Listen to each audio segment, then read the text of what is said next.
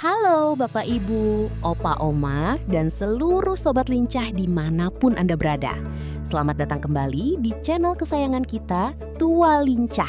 Channel yang akan selalu setia menemani perjalanan masa tua Anda agar senantiasa sehat, bugar, mandiri, dan pastinya tetap lincah dalam menjalani hari-hari yang indah ini.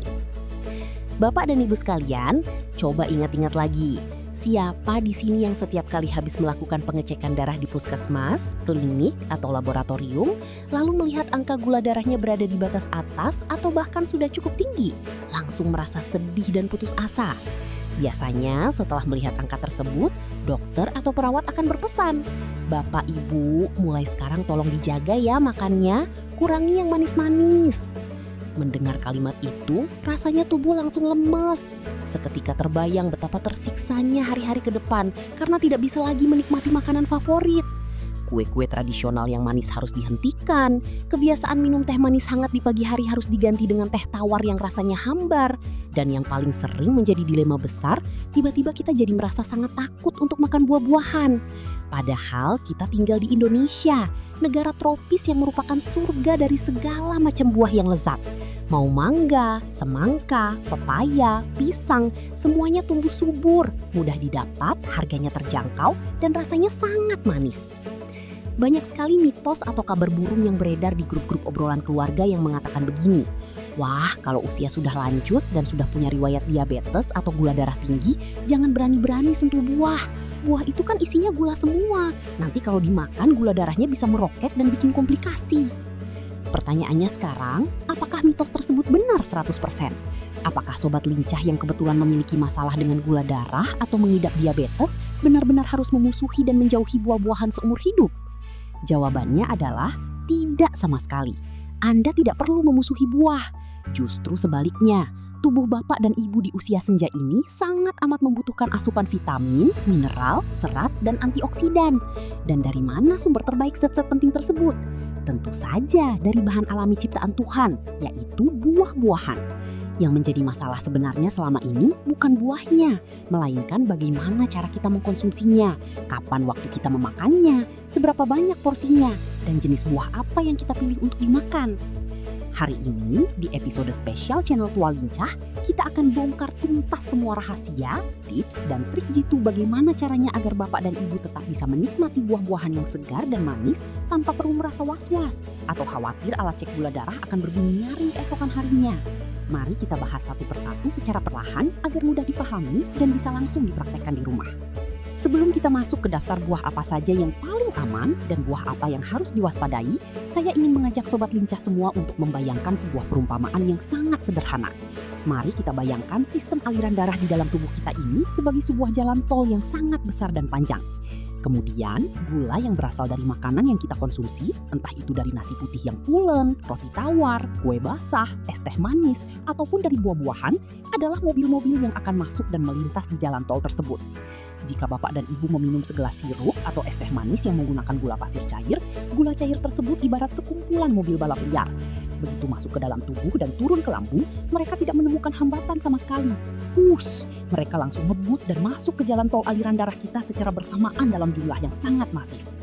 Akibatnya bisa ditebak, jalan tol darah kita langsung macet total.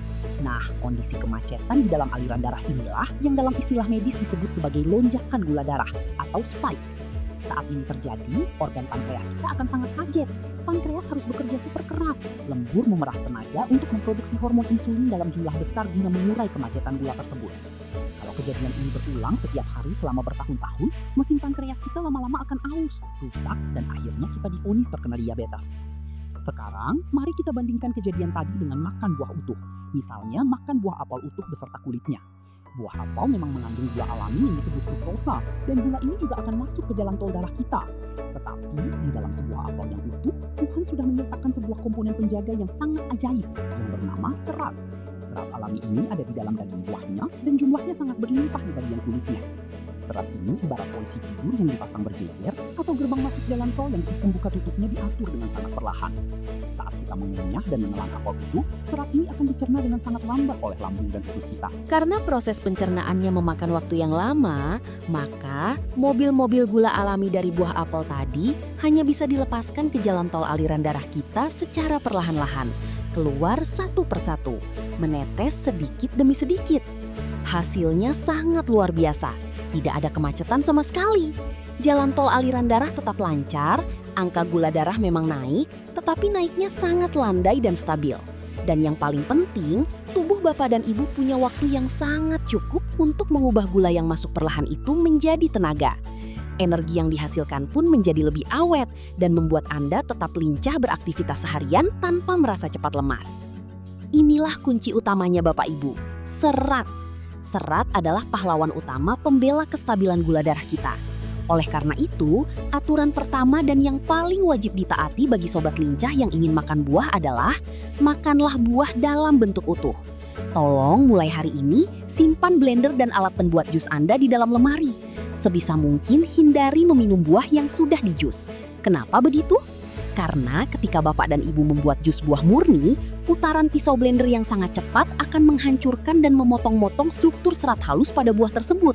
Apalagi kalau jusnya disaring, ampasnya dibuang ke tempat sampah dan hanya diambil air perasannya saja. Waduh, itu sama saja Bapak dan Ibu membuang pahlawan penyelamatnya, yaitu ampas serat, dan sengaja menelan penjahatnya, yaitu air gula alami yang pekat. Segelas jus buah murni, betapapun alaminya tanpa tambahan gula pasir atau susu kental manis sedikit pun, akan langsung diserap oleh lambung dan melonjakkan gula darah sama cepatnya dengan meminum minuman bersoda kemasan. Jadi selalu ingat pesan ini, makan buah itu harus digigit dan dikunyah. Proses mengunyah yang lama di dalam mulut juga akan merangsang produksi enzim pada air liur yang sangat baik untuk melancarkan pencernaan di usia lanjut. Sekarang mari kita masuk ke pembahasan yang sedikit lebih mendalam namun tetap mudah untuk dimengerti. Di dunia medis dan gizi, ada satu istilah yang sangat penting untuk diketahui, namanya indeks glikemik. Tidak perlu pusing menghafal namanya, anggap saja ini adalah rapor kecepatan gula. Semakin tinggi angka indeks glikemik suatu makanan, maka semakin cepat pula makanan tersebut menaikkan kadar gula dalam darah kita. Makanan dengan angka di bawah 55 masuk dalam kategori rendah atau kita sebut saja zona hijau, artinya sangat aman. Angka 56-69 itu kategori sedang atau zona kuning. Sedangkan di atas 70 itu kategori tinggi atau zona merah yang artinya harus sangat diwaspadai. Nah, mari kita absen satu persatu.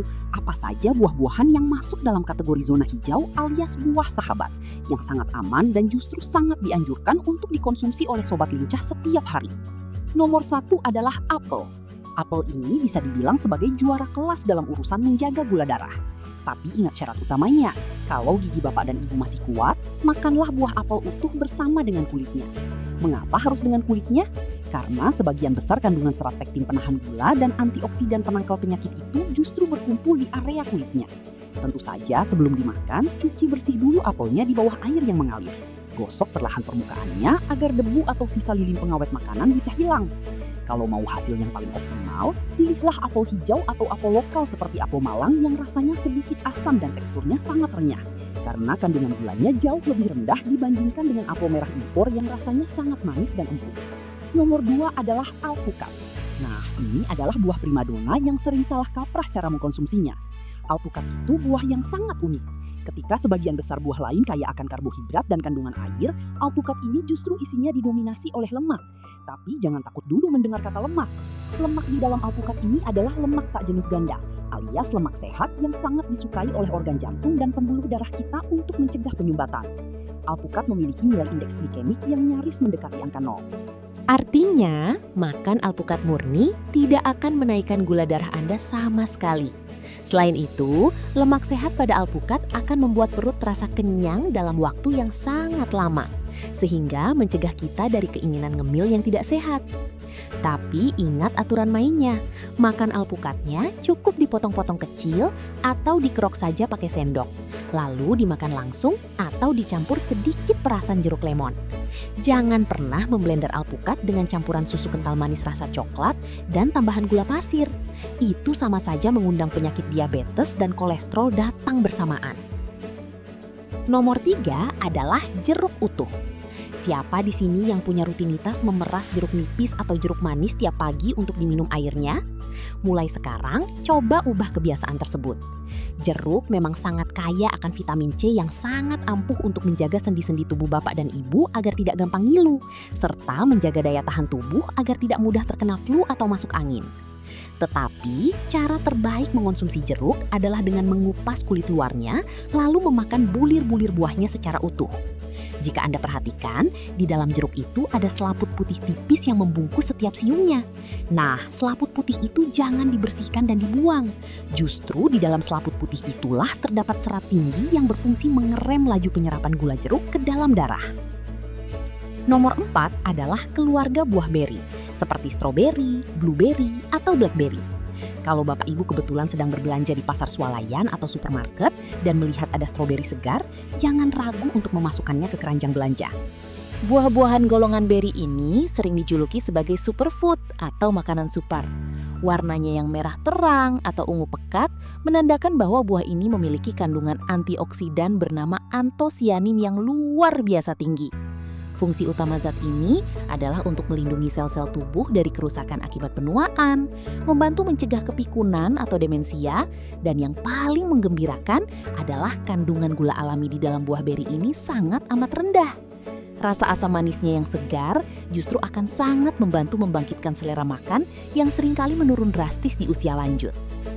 Nomor 5 adalah jambu biji atau yang sering kita sebut jambu klutuk. Tahukah Bapak dan Ibu bahwa kandungan vitamin C di dalam satu buah jambu biji itu jauh lebih tinggi dibandingkan dengan sebuah jeruk? Selain itu, jambu biji memiliki tekstur daging yang sangat padat akan serat alami. Bapak dan Ibu, buah memang menyehatkan, tetapi bagi lansia atau penderita masalah gula darah, jenis dan porsinya tetap perlu diperhatikan. Buah seperti semangka, mangga yang terlalu matang, durian, dan nangka sebaiknya dikonsumsi terbatas. Bukan berarti dilarang, tapi jangan berlebihan dan jangan dijadikan konsumsi harian. Lalu bagaimana cara menikmati buah agar gula darah tetap lebih terkendali? Pertama, gunakan teknik food pairing. Padukan buah dengan sumber protein atau lemak sehat, seperti telur rebus, kacang-kacangan tanpa gula, atau plain yogurt. Cara ini membantu memperlambat penyerapan gula. Kedua, jaga porsi. Gunakan kepalan tangan sebagai patokan. Buah utuh kira-kira 1 kepalan tangan. Sedangkan buah yang sudah dipotong cukup sebanyak volume 1 kepalan tangan. Ketiga, pilih waktu yang tepat. Nikmati buah saat tubuh masih aktif, misalnya siang atau sore hari. Dan hindari makan buah manis dalam jumlah banyak menjelang tidur. Yang paling penting, pilih buah segar dan utuh. Kurangi manisan, buah kalengan, buah kering, dan keripik buah karena kandungan gula atau kalorinya bisa lebih tinggi. Jadi, buah bukanlah musuh. Kuncinya adalah memilih jenis yang tepat, menjaga porsinya, dan mengatur cara mengonsumsinya. Kalau informasi ini bermanfaat, jangan lupa like, share, dan subscribe channel Tua Lincah. Tulis juga pengalaman atau pertanyaan Bapak dan Ibu di kolom komentar. Sampai jumpa di episode Tua Lincah berikutnya. Tetap bugar, tetap segar, dan selalu lincah. Dadah!